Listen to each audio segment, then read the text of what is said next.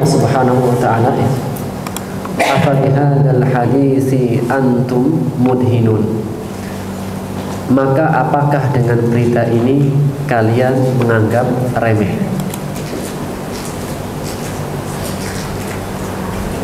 Yaitu Al-Qur'anul Karim. Afa bihadzal Qur'an, apakah dengan berita ini yaitu Al-Qur'an antum mudhinun, kalian menganggap remeh. Dan makna mudhinun dalam tafsir adalah kafiruna mukadzibun, kalian ingkar dan kalian mendustakan. Maka setiap orang yang mengingkari dan mendustakan, mereka adalah orang-orang yang menjadikan Quran adalah sesuatu yang remeh. Dan namanya sesuatu yang remeh gimana? Nggak dianggap. Kita kalau menganggap ini adalah barang yang berharga, gimana sikap kita menjaganya? Andai kata kotor dikit, itu langsung kita bersihin. Andai kata itu kotor, langsung kita bersihin. Kalau lecet dikit, itu sakitnya lumayan. Kita baru beli mobil atau barang lah, lecet sedikit gimana? Baru beli, sakitnya itu terasa dibandingkan yang sudah bertahun-tahun. Coba kalau baru beli hati, pegangannya masih apa? Masih naruhnya masih terang-terang. Kalau sudah bertahun-tahun gimana? Jatuh pun udah gak pakai astagfirullah. Ya biarin. Nah, ketika mereka menganggap perkara yang kecil remeh, maka mereka mengingkari dan mendustakan tentang Al-Quran Karim. Atau juga ya, makna mudhinun ya, para ulama tafsir mengatakan muhmiluna, mengabaikan. Menganggap remeh itu mengabaikan, tidak diperhatikan dengan, tidak memperhatikan dengan seksama. Apa yang diberitahukan oleh Al-Quran tidak ada sedikit pun yang menjadi perhatian dia untuk mempelajarinya. Wa taj'aluna rizqakum, dan kalian menjadikan rizki kalian annakum mukadzibun, kalian mendustakan. Dan makna rizki di sini ulama tafsir mengatakan hadzal Quran. Quran adalah termasuk rezeki yang Allah berikan. Bahkan di antara rezeki yang terbaik yang Allah berikan kepada seorang hamba adalah Al-Quranul Karim. Al-Quranul Karim disebut dengan rezeki karena memberikan keselamatan, kebahagiaan dunia dan akhirat. Maka mengatakan wa taj'aluna rizqakum annakum tukadzibun, dan kalian menjadikan Al-Quranul Karim yang seharusnya kan bersyukur, justru kalian mendustakannya. Seseorang jika dikasih nikmat, sikap yang benar gimana? Mensyukuri ya. Semakin besar nikmatnya, semakin bertambah syukur. Makanya pada ayat sebelumnya, ketika Allah berbicara mengenai tanaman, Allah nggak sebutkan kalimat syukur, meskipun harus disyukuri. Tapi ketika dikasih air yang melimpah, Allah mengatakan la'allakum falaula tashkurun, mengapa kalian tidak mensyukurinya? Yang nikmat makanan dan nikmat air, mana yang lebih utuh, lebih sempurna? Nikmat air. Kalau air kita nggak perlu tanam, nggak ada kan kita tanam air. Kalau makanan kita harus menanamnya, itu pun harus mungkin dimasak dulu, harus menanti dan menunggu. Tapi nikmat air lebih sempurna. Sehingga ketika seseorang diberikan nikmat yang sifatnya lebih, sikap yang benar adalah mensyukuri. Semakin banyak semakin mensyukuri. Maka ketika orang-orang kafir Quraisy diberikan nikmat Quran, rezeki Quran, seharusnya apa? Lebih bersyukur dibandingkan yang lainnya. Tapi kenyataannya apa? Annakum tukadzibun, kalian mendustakan. Makna yang kedua, rezeki pada ayat ini adalah air hujan.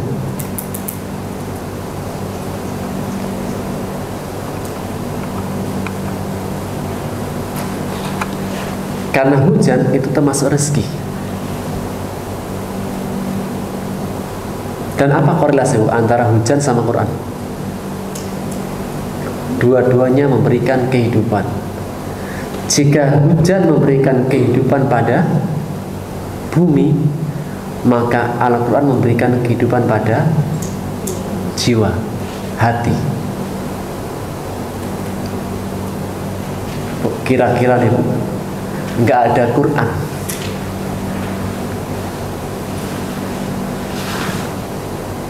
manusia nggak tahu tentang arah kehidupan. Atau mungkin dia tahu arah tapi tidak terbatas. Sebagai contoh saja, orang yang pegangannya bukan Quran, ketika mereka mendefinisikan tentang manusia, mereka mengatakan apa? Manusia adalah metamorfosis dari monyet. Ketika mereka jauh daripada Quran, di zaman jahiliyah ketika mendefinisikan perempuan apa? Perempuan adalah barang yang dipakai. Sehingga apa? Ya tidak ada harganya. Ketika datang Islam, maka Rasul mengatakan an-nisa'u syaqa'iqur rijal. Perempuan itu adalah apa? Saudaranya laki-laki.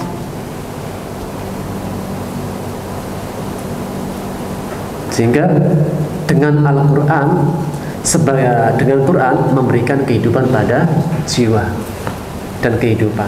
Maka sebagaimana hujan memberikan kehidupan pada bumi, maka Al-Quranul Karim memberikan kehidupan kepada jiwa.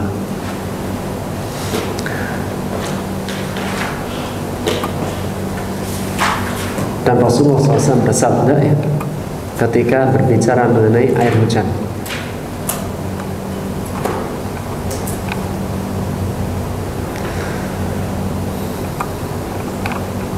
disebutkan dalam hadis yang diriwayatkan oleh Bukhari dan Muslim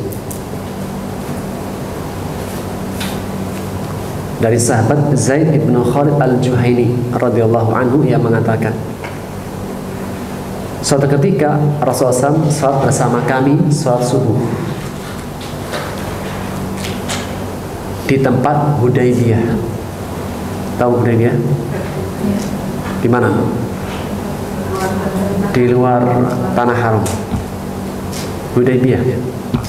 Yang di sana juga ada peristiwa perjanjian Hudaybiyah. Dan salah satu menjadi tempat miqat ya. Ya kan? Kalau orang mau umroh bisa menggunakan miqat di Hudaybiyah. Maka Rasulullah SAW satu ketika salat subuh bersama para sahabat di Hudaybiyah. Yang malamnya turun hujan. Fi isri sama kanat minal laili. Yang tadi malamnya turun hujan. Ketika beliau selesai sholatnya mengimami para sahabat, lantas beliau menghadap kepada para sahabat. Selesai mengimami sholat, maka menghadap kepada jamaah. Ini juga diantara sunnahnya dalam mengimami. Setelah selesai mengimami, berdiam sejenak, kemudian menghadap kepada makmum. Faqala, maka beliau mengatakan, hal tadruna ma qala rabbukum? Tahukah kalian apa yang Allah katakan? Maka para sahabat bertanya, Allah wa rasuluhu a'lam. Allah dan Rasulnya yang lebih tahu. Qal, maka beliau berkata, qala, Allah berfirman, asbaha min ibadi mu'minun bi wa kafirun. Selesai turun hujan, hamba-hambaku menjadi dua kelompok. Ada yang mereka beriman denganku dan ada yang kafir terhadapku. Dengan hujan itu manusia terbagi menjadi dua kelompok. Ada yang menjadi mukmin, ada yang menjadi kafir. Fa'amma man qala, maka siapapun orang yang mengatakan mutirna bi fadlillah wa rahmatihi, kami mendapatkan hujan atau kami diberi hujan bi fadlillah wa rahmatihi, karena karunia dari Allah dan rahmatnya. Fadzalika mu'minun bi, maka itulah orang yang beriman kepadaku. Wa kafir bil kawakib, dan dia telah mengingkari Tuhan-Tuhan bintang-bintang. Wa amma man qala, adapun orang yang mengatakan mutirna binawi kada wa kada, sesungguhnya kami diberi hujan karena bintang ini dan itu. Fadzalika kafirun bi wa mu'minun bil kawakib, maka dia telah ingkar kepadaku dan beriman dengan bintang-bintang sebagai Tuhannya. Jadi Bu, dengan hujan saja itu apa? Manusia terbagi menjadi, bisa terbedakan. Ada yang menjadi iman, ada yang menjadi kafir.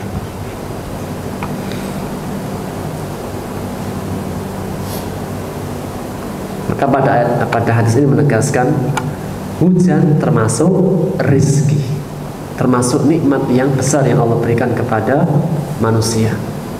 Yang dengan hujan ada yang menjadi mukmin, ada yang menjadi kafir. Dan hujan Allah sebut dengan karunia dan rahmah. Di antara bentuk rahmat Allah, Allah turunkan hujan.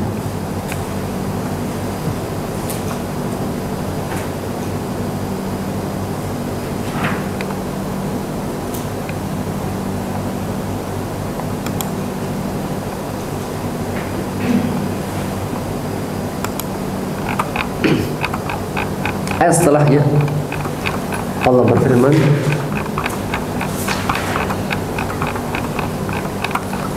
falaula idza balaghatil hulqum wa antum hina idzin tanzurun, maka mengapa tidak menghalangi atau menahan idza balaghatil hulqum, ketika nyawa sampai kerongkongan, wa antum hina idzin tanzurun, dan kalian pada saat itu menyaksikannya. Wa nahnu aqrabu ilaihi minkum walakin la tubsirun, dan kami lebih dekat daripadanya daripada kalian, akan tapi kalian tidak menyaksikan, sampai akhir ayat. Maka yang pertama bahwa al-hulqum adalah tempat keluarnya nafas. Dan makna madi ini yaitu apa? Muhasabin, yaitu akan dihisab, dia terkuasai dan mendapatkan balasan. Maka firman Allah pada ayat falaula idza balaghatil hulqum, Allah berfirman menjelaskan tentang keadaan manusia saat dia sakaratul maut, ihtidhar. Pada saat dia sedang sakaratul maut, maka Allah katakan, falaula idza balaghatil hulqum, mengapa kalian tidak menahan, mencegah ketika roh sudah sampai tenggorokan si mayit. Idza balaghat ruhul mayit halaqahu, ketika rohnya si mayit sudah sampai kerongkongannya, dan kalian semua hadir di sisinya. Kalian melihat si mayit, calon mayit, dia sedang dalam keadaan sakaratul maut. Dan sakaratul maut, ya, Rasulullah bersabda, mengatakan, inna lil mauti la sakarat, sesungguhnya kematian itu punya sakarat. Makna sakarat itu dari bahasa sukron. Kalau pakai shin, syukron, terima kasih. Tapi kalau pakai sin, mabuk.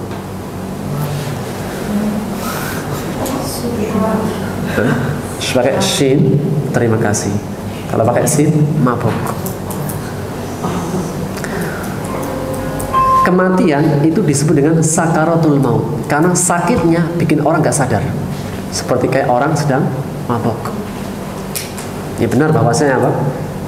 Ketika roh dicabut itu kan apa? Tergantung amalan. Meskipun kita nggak bisa lihat, wah ini cabutannya lembut berarti apa orang yang baik. Kita nggak bisa, itu perkara gaib. Ketika roh dicabut itu ada yang lembut, ada yang kasar. Tapi yang pasti ketika dia akan terlepas antara roh dan jasad itu ada sakaratnya. Maka sakarat itu rasa sakit yang bikin orang nggak sadar. Pernah nggak jatuh atau kenapa itu pingsan? Hah? Vertigo ya? Nggak sadar? Hah? Pernah ya? Alhamdulillah saya belum pernah. Gak usah. Gak perlu hakul yakin. Ilmu yakin saja. Maka kematian itu punya sakaratnya. Dinamakan sakarat itu rasa sakit yang bikin gak sadar.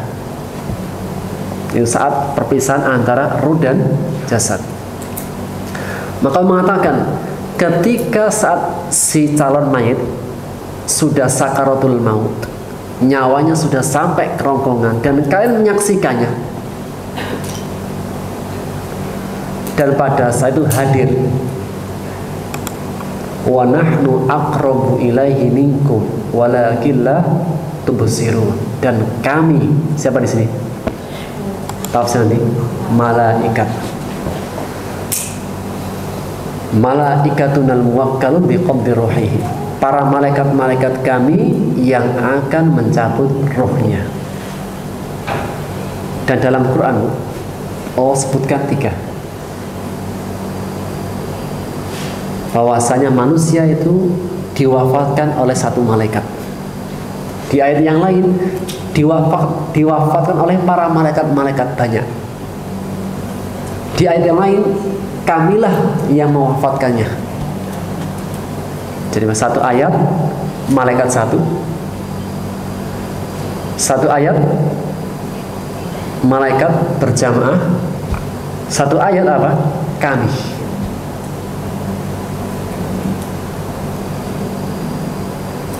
Dan dalam Quran tidak ada namanya ta'arud, saling bertentangan, tidak.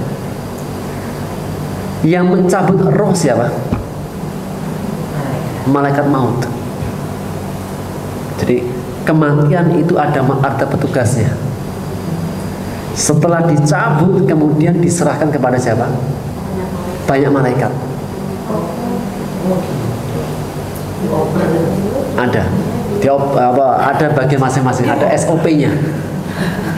Ada yang bagian motong, ada yang bagian motong, ada yang bagian mencabut, ada yang bagian mengantarkan jasadnya. Jadi diantar gitu ya. Ya. Dan tetap semuanya dengan izin siapa? Allah Subhanahu wa ta'ala. Nanti kita bacakan hadisnya.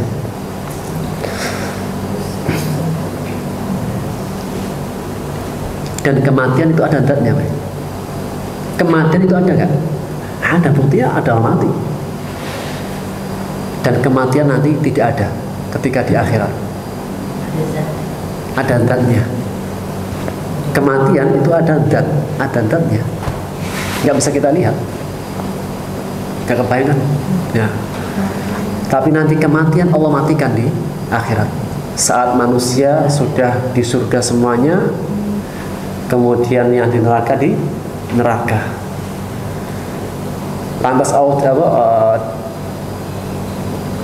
zatnya kematian itu dijadikan seperti kayak kambing yang bercorak.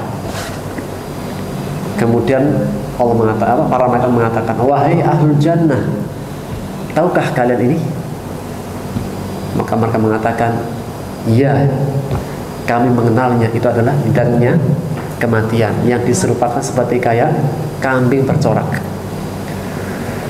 Kemudian Allah dikatakan pada penghuni neraka, ya ahlan nar hal araftumu, kalian tahu gak ini siapa? Iya, kami mengetahui itu adalah zatnya kematian yang dijadikan kambing. Setelah masing-masing mengetahuinya, kemudian kambingnya disembelih. Kemudian dikatakan kepada penghuni surga, wahai ahlu surga, khuludun fala maut. Kalau kalian nggak ada kematian, maka bertambah kegembiraan apa para penghuni surga. Ya nggak tahu gembira gimana. Allahu akbar gimana ini. Kemudian apa?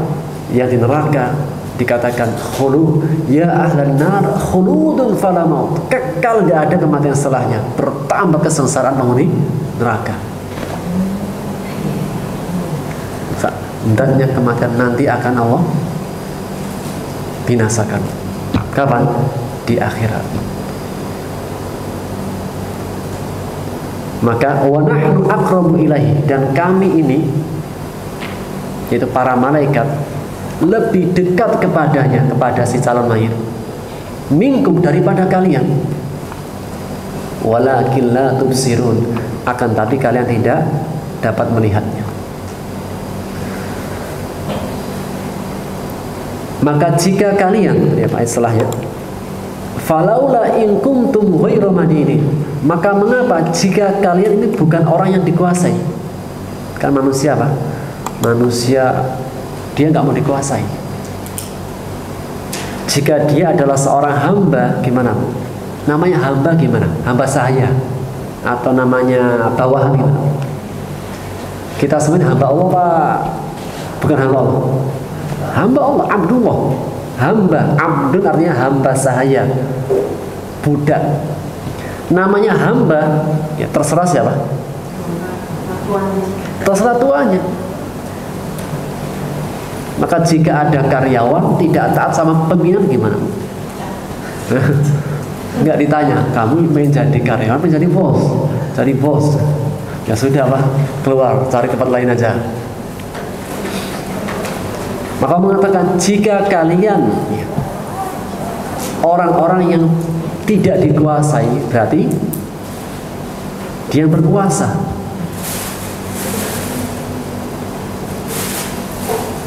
Mengapa mengatakan tarji'unaha, maka mengapa kalian tidak bisa mengembalikan ruh ke dalam jasad lagi jika kalian adalah orang-orang yang benar dalam ucapannya, dalam mengingkari hari kebangkitan dan hisab. Jika apa? Dia adalah orang yang benar pengakuannya bahwasanya tidak ada hari kebangkitan, tidak ada hisab.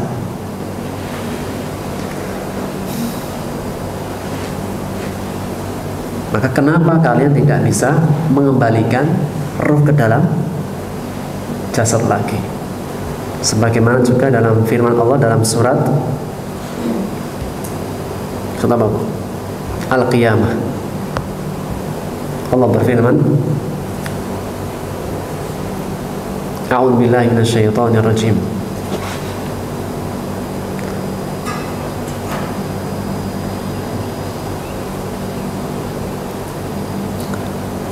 Hatta idza balaghatit taraqiya wa qila man raq wa dhanna annahu firaq wal kaffatis saqu bisaq ila rabbika yauma idinil masaq.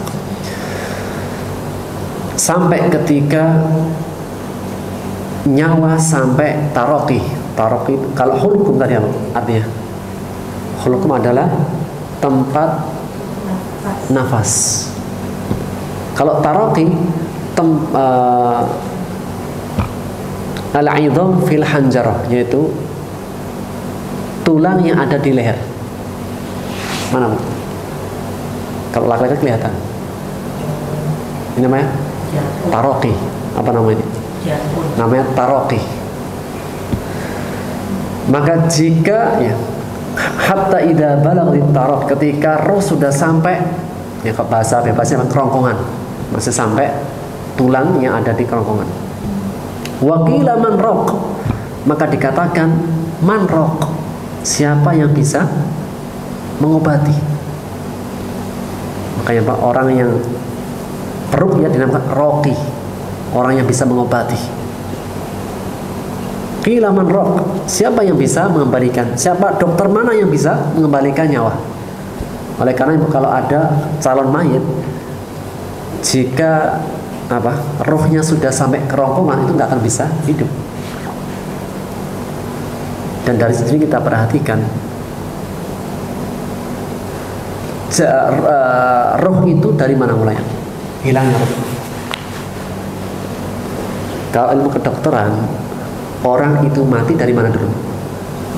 Kedokteran, jantung kan? Makanya orang gimana jantungnya? Tapi berdasarkan Quran, hilangnya roh dari mana? Kaki. Buktinya mana? Kenapa? Terakhir mana? Terakhir sampai ketika nyawa sampai kerongkongan. Berarti apa? Yang atas masih ada, yang bawah sudah tidak ada. Tentunya apa? Ini tentang akhirat. Kalau berbicara mengenai akhirat, maka ini urusan siapa? Wahyu. Jadi kalau kedokteran itu mendeteksi orang mati enggaknya dari jantung. Tapi kalau perjalanan roh itu diambil dari kaki, kemudian ke atas sampai pada kerongkongan, sampai pada pandangan yang terakhir. Maka mengatakan wakila man roh, siapakah orang yang bisa mengobati, bisa mengembalikan rohnya, ditarik lagi ke tubuhnya.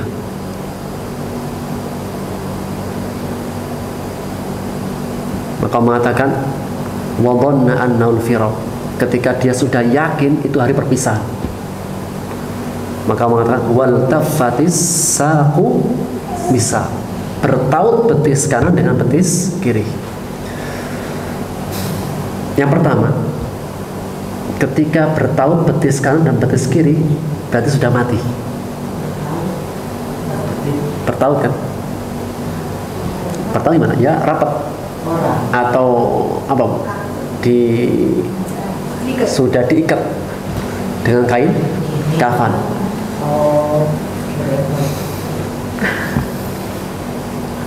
Maka kenapa yang diambil dari kakinya dulu?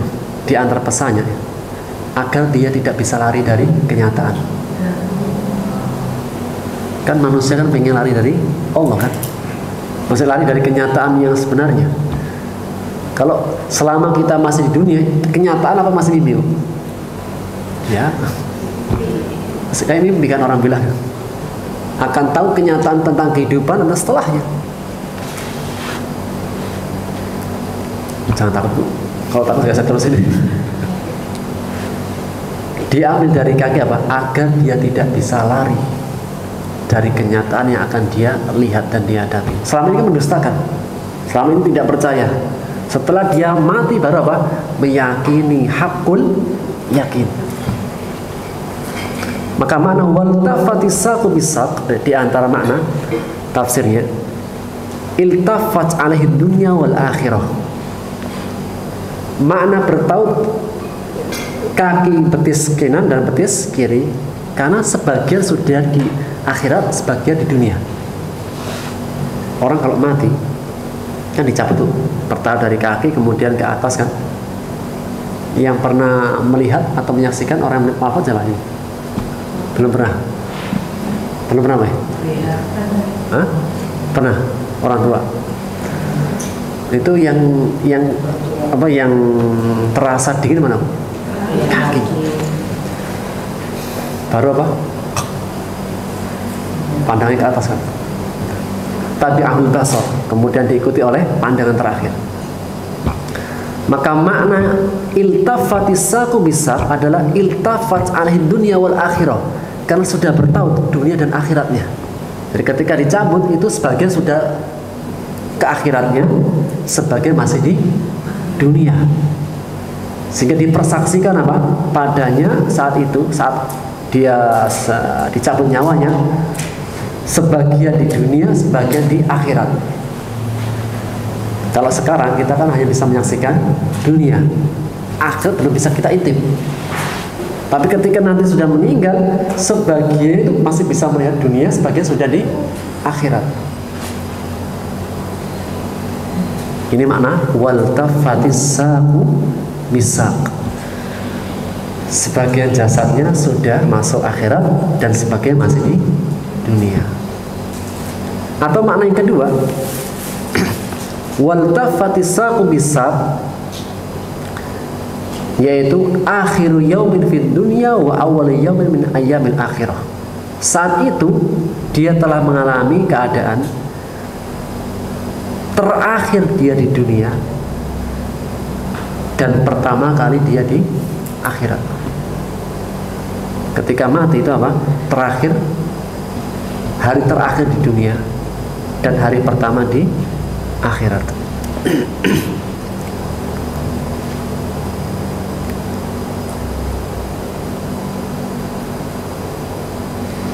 Makna yang ketiga, waltafatis saqu bisaq,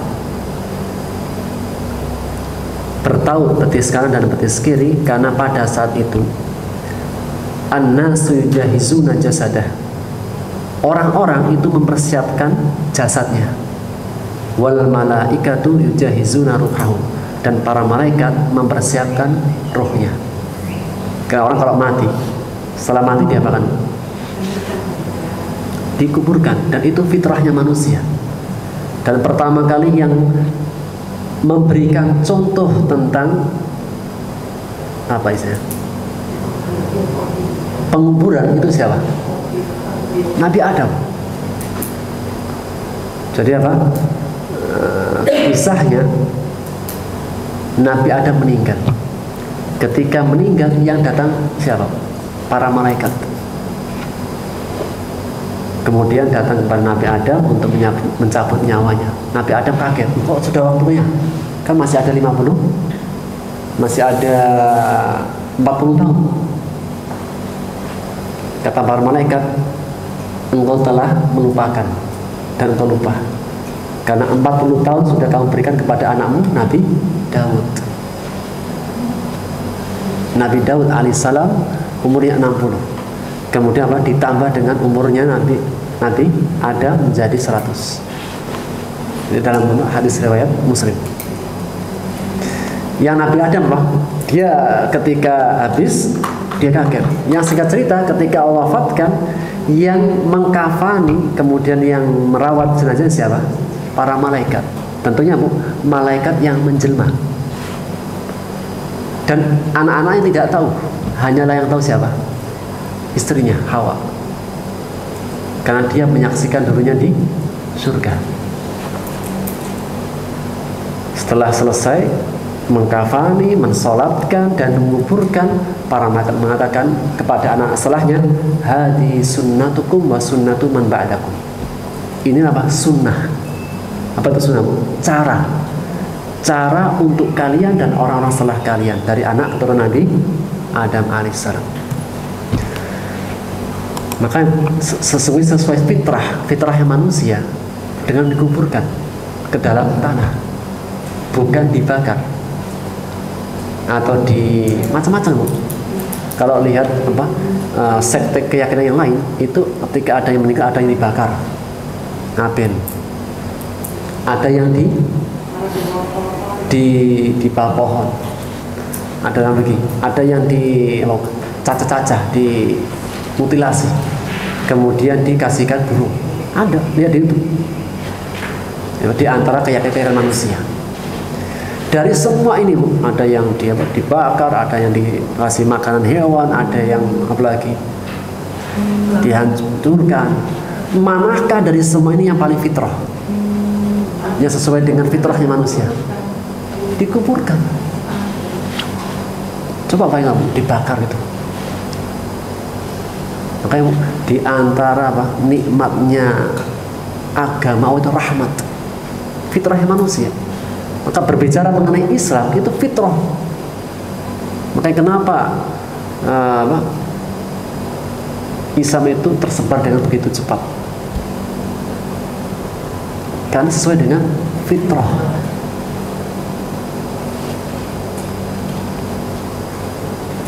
Sesuatu yang sesuai dengan fitrah itu lebih bisa diterima daripada yang tidak sesuai dengan fitrah. Maka kembali kepada tadi firman-Nya, bahwasanya wal tafatis saqu bisaq, yang ketiga ketika manusia mempersiapkan jasadnya, para malaikat mempersiapkan rohnya.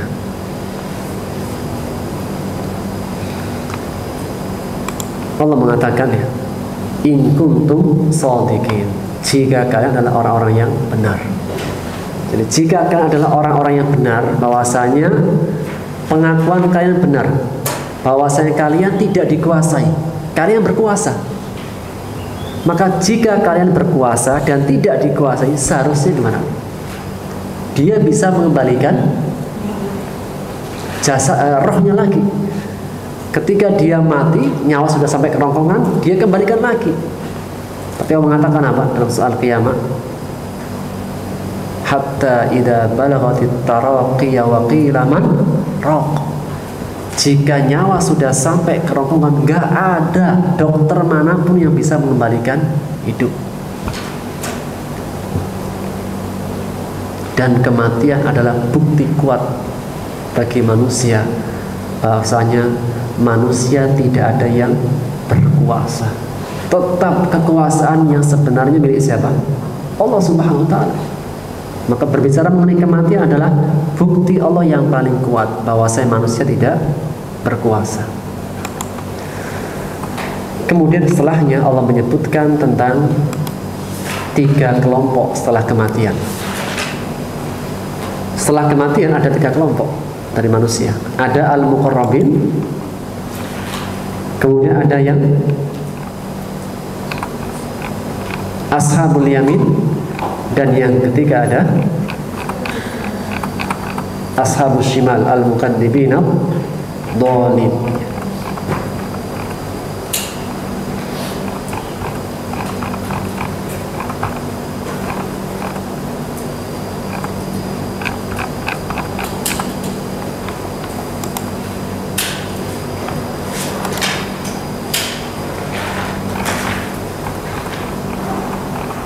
Maka yang pertama ya, Allah sebutkan al-muqarrabin, orang-orang yang didekatkan. Fa'amma in kana al-mayit minal muqarrabin, adapun jika si mayitnya termasuk orang-orang yang muqarrabin, orang-orang yang dekat dengan Allah Subhanahu wa taala, falahu rohatun, maka baginya rohah, ketenangan.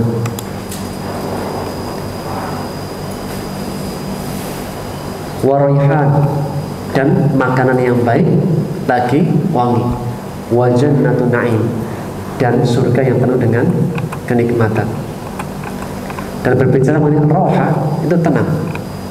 Ketika seseorang wafat, dia itu akan mendapatkan ketenangan. Maka disebutkan dalam sebuah hadis ya, di saat Rasulullah SAW didatangkan seorang mayit, dan murru bi janazatin, dalam hadis yang diriwayatkan oleh Al-Bukhari dan Muslim dari Abu Qatadah Ibnu Rabi'i Al-Ansari. Dia mengatakan ya, murru alaihi bi janazatin, suatu ketika lewat satu jenazah pada Rasulullah. Ketika lewat, maka beliau mengatakan mustarihun wa mustarah, si mayit ini sudah istirahat dan akan diistirahatkan. Setiap orang yang sudah mati itu akan istirahat dan diistirahatkan. Maka para sahabat bertanya, ya Rasulullah, mal mustari wal mustarah, apa maksudnya orang itu diistirahatkan, istirahat dan diistirahatkan? Maka beliau bersabda, al-abdul mu'min, seorang hamba mukmin ketika dia wafat, yastarihu min nasabid dunya wa adaha ila rahmatillah. Seorang mukmin yang wafat, maka dia telah istirahat dengan mutlak, dengan penuh dari keletihan dunia, ujian dunia, menuju rahmatnya Allah.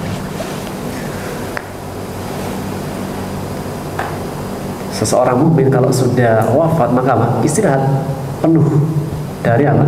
Ujian dunia menuju rahmatnya Allah. Sehingga ketika orang itu meninggal, kita bilangnya apa? Innalillahi, kemudian apa? Semoga Allah merahmati. Maka kalau ada orang yang sudah meninggal atau kita menyebutkan orang meninggal, kita mengatakan rahimahullah, semoga Allah merahmati. Atau orang bilang almarhum, almarhum, semoga Allah dirahmati. Meskipun dari kata-kata ini menjadi perdebatan. Kalau ada orang yang meninggal disebut almarhum, karena lafaz almarhum itu lafaz isim maf'ul yang memberikan kepastian. Jika dipastikan dia almarhum, maka ini kurang dibenarkan. Karena tidak ada seorang pun yang bisa memberikan jaminan yang pasti. Kita hanya sebatas bisa menduga, semoga dia dirahmati. Tapi memastikan ini adalah orang yang dirahmati, tidak ada jaminan. Maka secara lafaz yang lebih pas, lebih sempurna, rahimahullah. Ini secara arti bahasa. Tapi jika almarhum dimaksudkan doa, maka boleh. Makanya Bu, sebagian orang kalau almarhum tidak mau. Kenapa? Ini memberikan kepastian. Tapi lebih pastinya apa? Rahimahullah, semoga Allah merahmati. Misal, ada orang mati syahid. Mati syahid. Bolehkah kita mengatakan dia pasti ahli surga? Nggak boleh. Tapi insya Allah mungkin. Semoga menjadi apa? Orang ahli surga. Kan tidak ada yang tahu tentang kepastiannya. Memberikan tazkiyah langsung nggak boleh. Sehingga makna almarhum itu memberikan arti yang kuat, kepastian. Makanya apa? Kalau mau lebih sempurna, rahimahullah rahmatan wasi'ah. Tapi jika dimasukkan almarhum adalah doa, boleh. Kembali kepada hadisnya, ketika orang itu wafat, maka dia kembali kepada rahmatnya Allah. Apa itu arti rahmat? Kasih sayang. Manakah yang lebih luas rahmatnya? Rahmatnya kita atau Allah? Allah. Sehingga orang itu ketika dia pulang kembali kepada Allah itu lebih indah daripada di sisi kita. Kita mungkin sayang kepada saudara, anak, atau orang tua kita, tapi sesungguhnya apa? Di sisi Allah itu lebih indah daripada di sisi kita.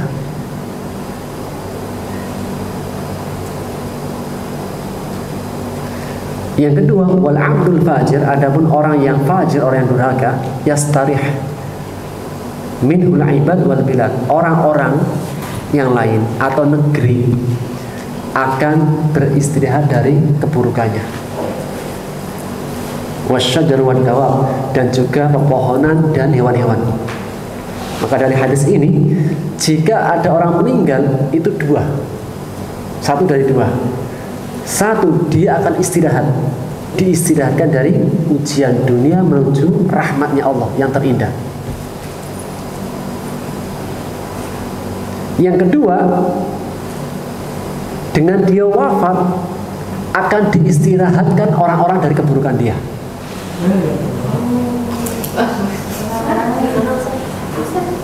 Orang kalau meninggal itu keadaannya satu dari dua. Jika dia adalah hamba yang beriman yang baik, dia itu akan istirahat dari ujian dunia menuju rahmatnya Allah. Bu, mana yang lebih indah, di dunia apa di akhirat? Di akhirat. Makanya orang beriman jika disebutkan dengan akhiratnya, senang nggak Bu berjumpa dengan Allah? Senang. Apalagi ibu-ibu. Barang siapa yang sholat 5 waktu, 1 waktu, insya Allah puasa bulan Ramadan ya, puasa, alhamdulillah. Mentaati suaminya, mentaati, insya Allah. Menjaga kehormatannya, udah, insya Allah. Ini orang-orang sholat semuanya. Kalau sudah menjaga sholatnya, berpuasa bulan Ramadannya, menjaga kehormatannya, taat sama suaminya, itu sudah selesai. Dikatakan kepadanya, silahkan masuk surga dari pintu mana saja. Jadi gimana? Sudah rindu dengan berjumpa dengan Allah?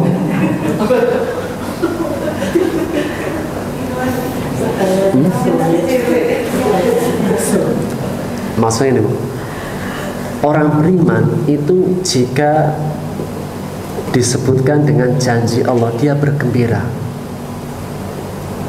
Insya Allah kita termasuk orang-orang yang baik. Yang terindah itu di sisi Allah. Ya, orang beriman apa? Dia itu gembira ketika disebutkan dengan beritanya, kabar janji dari Allah, sehingga dia gembira.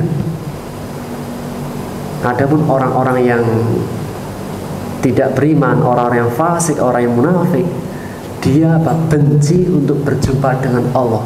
Allah pun benci berjumpa dengan dia, masih tidak diberikan rahmatnya. Maka berbicara mengenai tadi kematian ya, disebutkan dalam hadis Al-Barra bin Azib. Saya bacakan artinya.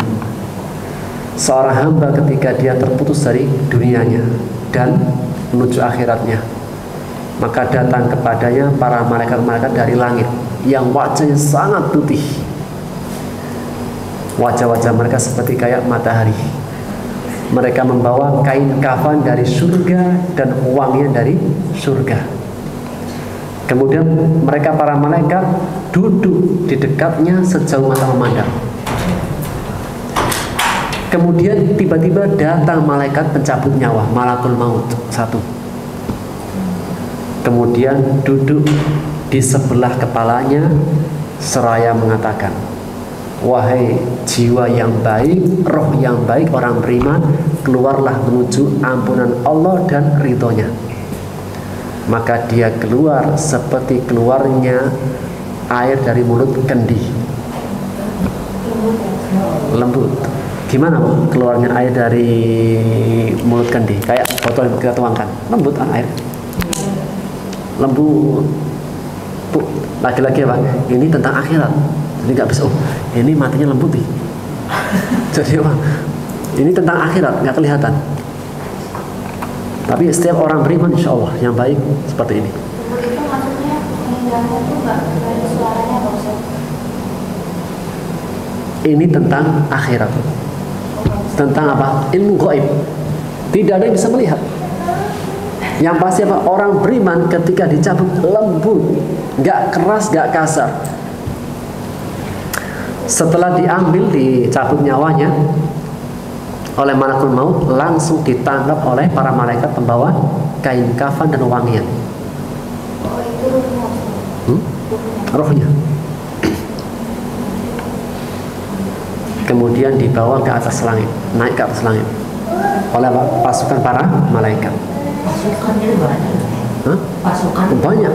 Malaikatun, berapa banyaknya? Allah a'lam bishawab. Kalau malakul mautnya cuma satu. Ketika naik ke atas langit, melewati malaikat-malaikat yang lain, maka mereka bertanya-tanya, itu milik siapa rohnya? Kok baunya wangi, semerbak? Maka para malaikat yang baik mengatakan, Fulan bin Fulan akan dipanggil dengan nama yang dia dipanggil dengannya di dunia. Ibu Fulanah misalnya. Makanya Bu apa? Di antara yang disyariatkan, dianjurkan, berilah nama dengan nama yang terbaik. Karena nama itu akan dipanggil di akhirat.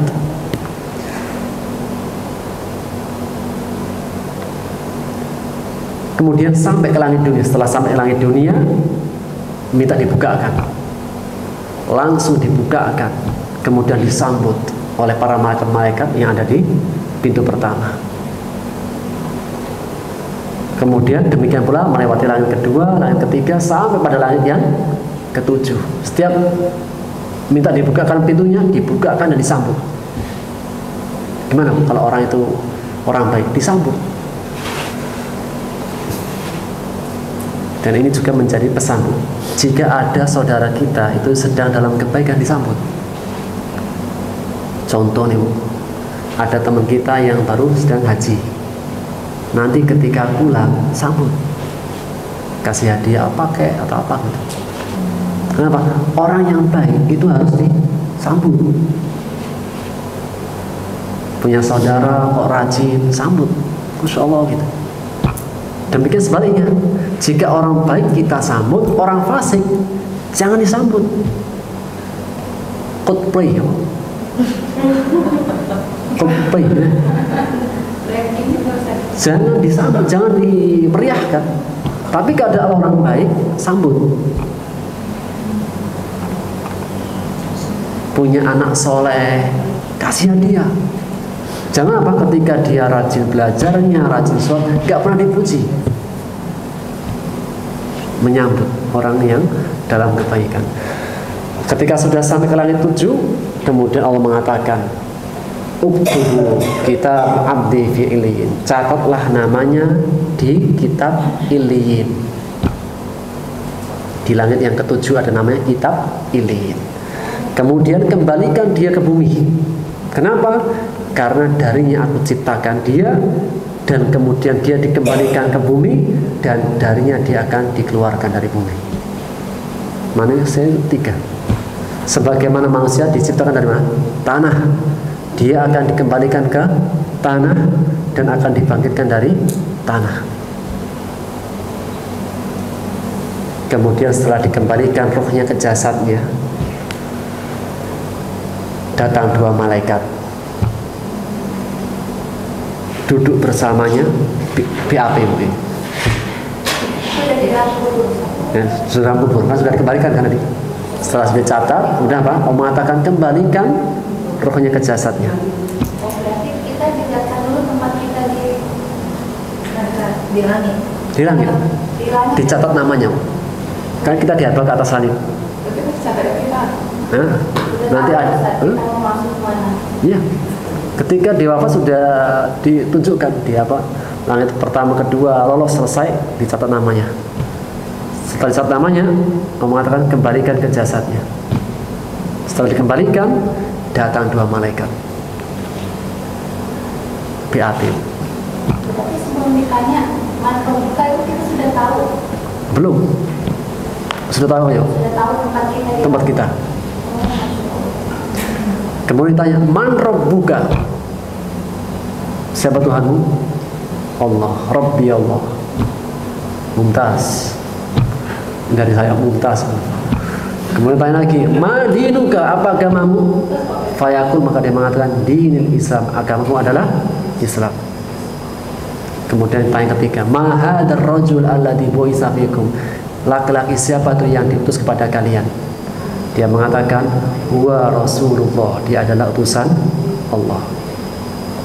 Wa ma ilmuka bidzalik? Dari mana engkau tahu itu nabimu? Dari mana engkau tahu itu adalah rasulmu? Maka dia mengatakan, qara'tu kitab Allah. Aku membaca kitabnya Allah. Fa amantu bihi wa saddaqtu. Aku beriman dengannya dan aku membenarkannya.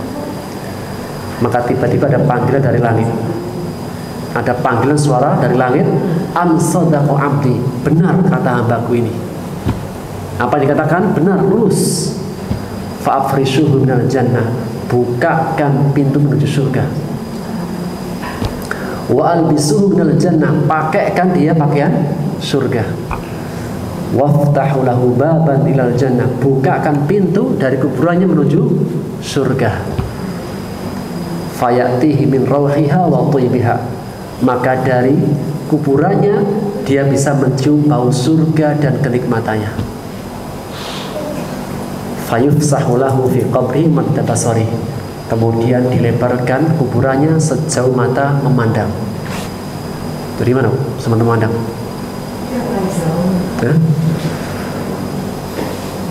Setelah diluaskan kuburannya sejauh mata memandang, datang laki-laki yang sangat tampan. Tunggu sendirian.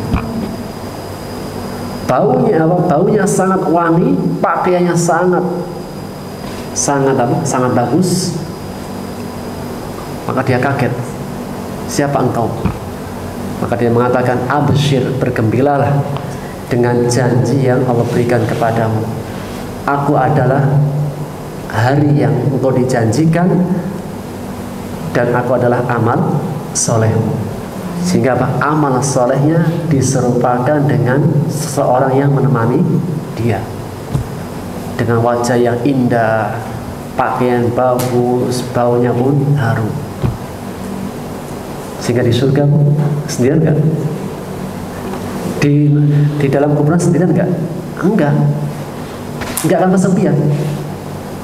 Jadi nggak usah datang kuburan, papa kamu kesepian ya gitu. Enggak. Kalau di orang mereka apa? Ada yang menemani. Siapa? Amal solehnya. Kemudian dia mengatakan, ana amaluka soleh. Aku adalah amal soleh. Karena begitu gembira, si Mai tadi mengatakan, Robbi aqimis sa'ah, Robbi aqimis sa'ah. Allah segerakan hari kiamat, biar aku kembali kepada keluargaku dan hartaku. Itu apa? Orang yang baik. Walahu jannatun na'im, dan baginya surga yang penuh dengan kenikmatan. Dan Rasulullah SAW bersabda dalam hadis yang lain, hadis Ka'ab bin Malik, beliau mengatakan, innama nasamatul mu'min, sesungguhnya nasamah itu apa? Jiwanya seorang mukmin yang wafat itu akan bergelantungan di pohon-pohon surga hatta yarji'ahullah, sampai Allah mengembalikan rohnya kepada jasadnya yauma yab'atsu, di hari saat kebangkitan. Jadi apa? Nasama itu apa? Rohnya orang beriman itu seperti kayak ta'irun, seperti kayak burung yang bergelantungan di pohon-pohon surga.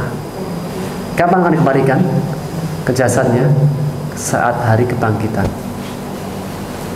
Sehingga Rasulullah bersabda, barang siapa yang rindu berjumpa dengan Allah, Allah pun rindu berjumpa dengannya, suka berjumpa dengannya. Dan barang siapa yang benci untuk berjumpa dengan Allah, Allah pun benci berjumpa dengannya. Fakultu, maka mengatakan, wahai Nabi Allah, kita semua takut mati. Benar gak? Barang siapa yang suka berjumpa dengan Allah, Allah suka berjumpa dengannya. Barang siapa yang gak suka, Allah gak suka.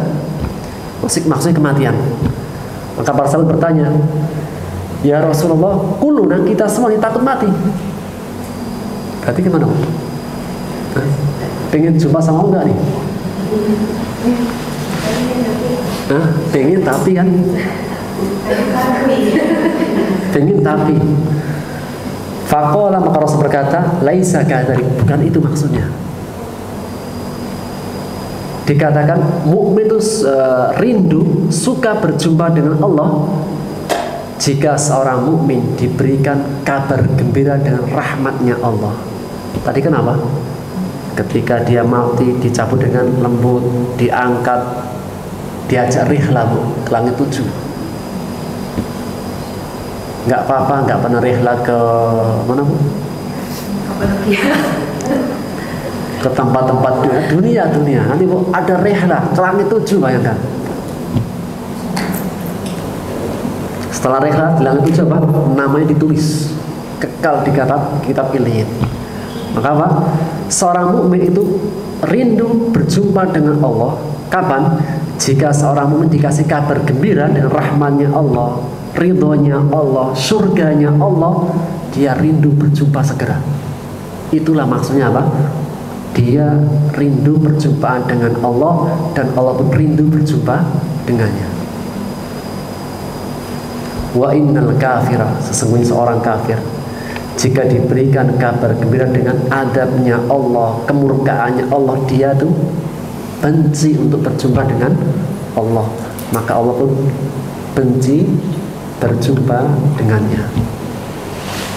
Sehingga tadi apa? Seperti para sahabat, Rasul mengatakan, barang siapa yang suka rindu berjumpa dengan Allah, Allah pun rindu berjumpa dengannya. Tapi kata para sahabat, kita semua takut mati ya Rasul. Maka Rasul mengatakan, bukan demikian. Dikatakan rindu dan suka jika diberikan kabar gembira dengan rahmatnya. Apa kabar gembira dalam Quran untuk orang beriman? Surga, apalagi? Tadi Ketika dia wafat itu nggak sakit-sakit banget. Terakhir paling sakaratul maut, tapi cabutnya perlahan. Setelahnya langsung ditangkap oleh para malaikat membawa kain kafan dari langit, dari surga.